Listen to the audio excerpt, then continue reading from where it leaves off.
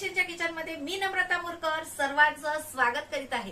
परत एक नवीन रेसिपी घेऊन आले आहे, मुखवास। पौष्टिक आणि पाचक मुखवास कसं बनवायचं ते आपण बघणार आहोत। चला तर रेसिपीकडे वळूया।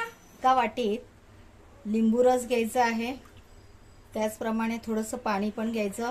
तर यामध्ये हळद मिक्स करायची आहे, त्याचप्रमाणे काळं मीठ घ्यायचं आहे आणि हे सगळं एकजीव करायचं।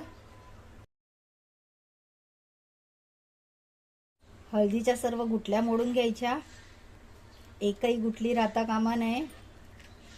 हे असं मीठ विरघळतपर्यंत एकजीव करायचं आहे। मीठ विरघळलेलं आहे। साहित्याचं अचूक प्रमाण डिस्क्रिप्शन बॉक्समध्ये दिलेलं आहे। मोठं भांडं घ्यायचं आणि त्या भांड्यात बडीशेप, तीळ आणि ओवा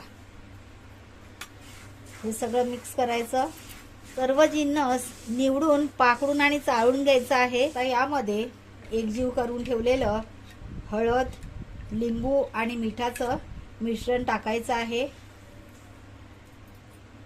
एकजीव करून घ्यायचं।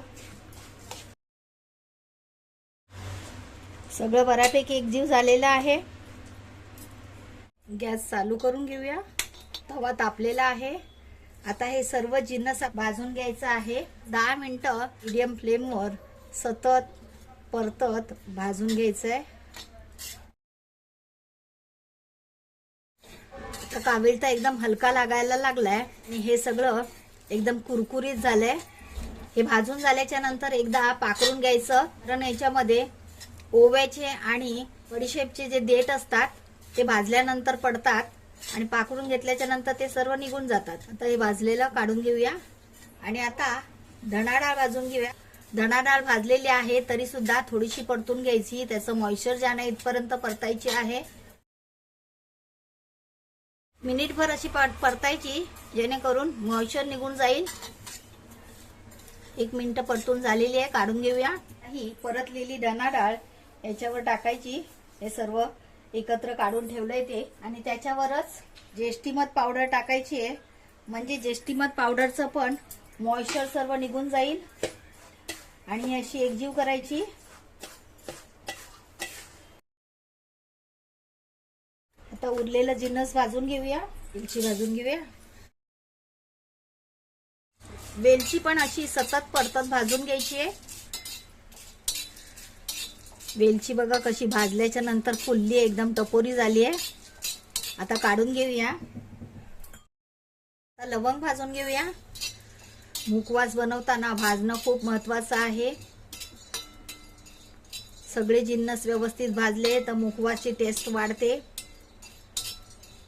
नाहीतर भाजताना जरा पण हलगर्जीपणा केला तर जिन्नस करपून मुखवास बिघडण्याची शक्यता असते। लवंग भाजल्याचा छान सुगंध सुटलाय। लवंग भाजून झाले, काढून घेऊया। गॅस बंद केल्यानंतर त्यावर हरीपत्री टाकायची आहे। हरीपत्री पण अशीच गरम गरम तव्यावर परतून घ्यायची आहे। अशी गरम तव्यावर परतून घ्यायची, म्हणजे हरीपत्रीचं पण मॉइश्चर जाऊन एकदम कुरकुरीत होईल। गॅस जरी बंद असला तरी तवा गरम आहे, त्यामुळे असं परतत राहायचंय।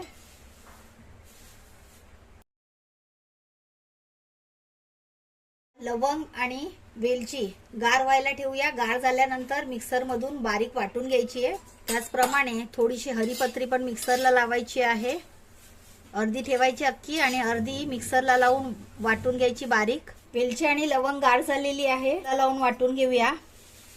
पत्री टाकायची आहे, हरीपत्री पण वाटून घेऊया।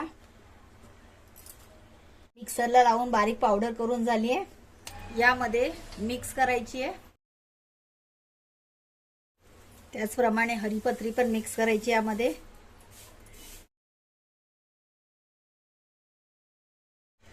तर मंडळी, स्वस्त आणि मस्त पाचक मुखवास तयार आहे। गार झाल्यानंतर हवाबंद बरणीमध्ये भरून ठेवायचा, खूप दिवस टिकतो।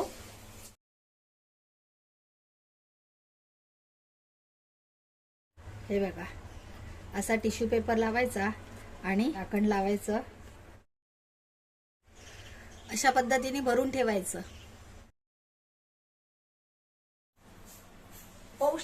पाचक मुखवास तयार आहे. रेसिपी आवडली तर लाईक करा, शेअर करा. चॅनलवर नवीन असाल तर चॅनलला सबस्क्राईब करा. वेळात वेळ काढून तुम्ही ही रेसिपी पाहिली त्याबद्दल खूप खूप आभार. लवकरच परत भेटूया अशाच एका नव्या रेसिपी सोबत. तोपर्यंत बाय बाय.